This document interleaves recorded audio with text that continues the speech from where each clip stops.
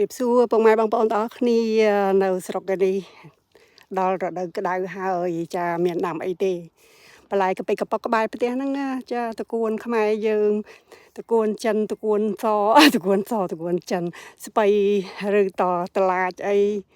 ចាមានអីទេកាពិកប៉ុកក្បែរផ្ទះទៅបានហូបទេតាតោះពុកម៉ែបងប្អូនកុំភ្លេច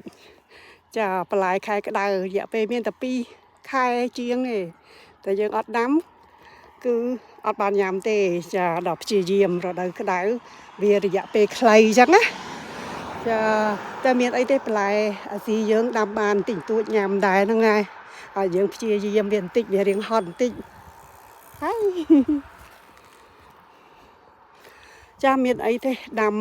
កាពិកប៉ុកក្បែរផ្ទះតកូនខ្ចីយកមកពុកម៉ែបងប្អូនឲ្យមើលឡើងខ្ចីលហកហ្មងណាចានិយាយទៅឆ្នាំនេះដាំបានល្អដែរតើពុកម៉ែបងប្អូនមានអីចង់បានបន្លែធម្មជាតិកុំភ្លេចដាំហូបខ្លួនឯងចាតែផ្សារក៏បានដែរ